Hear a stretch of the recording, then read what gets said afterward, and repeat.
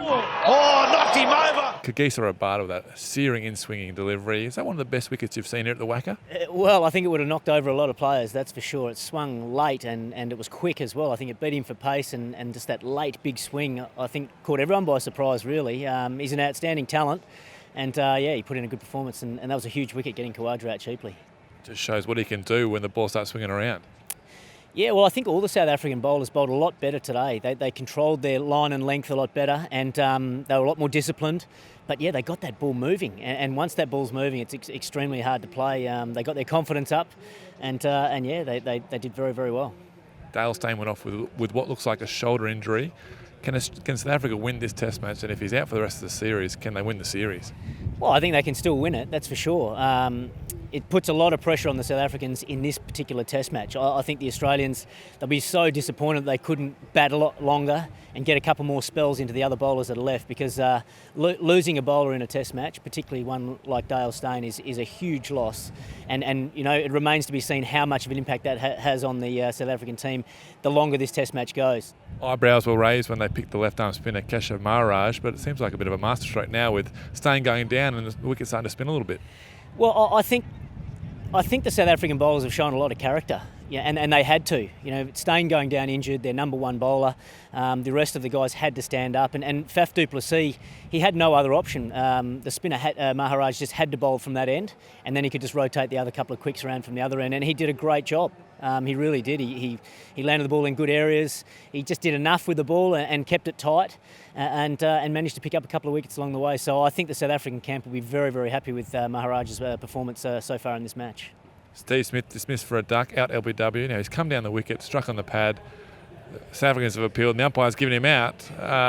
Replay showed, and ball tracking showed that it was clipping the top leg stump. Mike, were you surprised that an LBW decision was given in the first place? Oh, I must admit I was. Normally when you see a guy come down the pitch, there's got to be an element of doubt whether the ball's going to hit the stumps or not. But obviously Alim Dar thought it was going to hit the stumps and it proved that it was just clipping. But normally speaking, you'd sort of think there's got to be a bit of doubt there and generally the benefit of the doubt should go to the batsman. But you've got to think Steve Smith's counting a little bit unlucky on this occasion. But that's the way it goes. Sometimes the 50-50 calls go your way and sometimes they don't. And unfortunately for Smithy, he missed out today.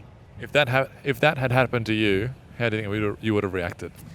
Well, you can't react. You've just got to cop it on the chin. The umpire's there to make the decision. There's plenty of times you get ones that just go your way or just don't go your way. And I'm sure Steve would have been pretty disappointed in the dressing room, but you can't show anything while you're on the field, that's for sure. Mitchell Marsh out for a duck. Is there anything technically that you've noticed that he can work on? I actually watched him pretty closely today, for the time that he was out there, and he actually looked pretty good. His technique looked quite solid and quite sound. Sometimes you just need a little bit of luck early in your innings and just to get a couple away early and you can really get your scoreboard ticking over. So, it's just where he's at the moment. He's obviously under a fair bit of pressure to get a score and, I just think he's just got to keep believing himself, keep backing himself, keep being positive. There's no point in him going into his shell and if he can just get a bit of a start going and get his confidence up, sometimes it's just a half an hour in the middle or an hour in the middle and one or two really good shots out of the middle and your confidence just can go sky high very quickly. How much longer would you persevere with him for? Well, obviously everyone needs to perform and how long is a tough question to answer, but the thing, he's such a great package and he offers so much balance to the Australian team. Obviously you need to be performing, but to have that guy that can bowl those handy overs. You look at, the South Africans at the moment, they've literally got two fast bowlers and they've got one spinner, a couple of other guys that can help out with the ball. But with the Australian attack, having that extra seam bowler really does make a big difference. But in the same breath, you need your number 6 making runs as well. So it's a tough one. You want to persevere for as long as you possibly can and you want to back him as long as you can because when he's playing well, the upside is huge for the Australian team.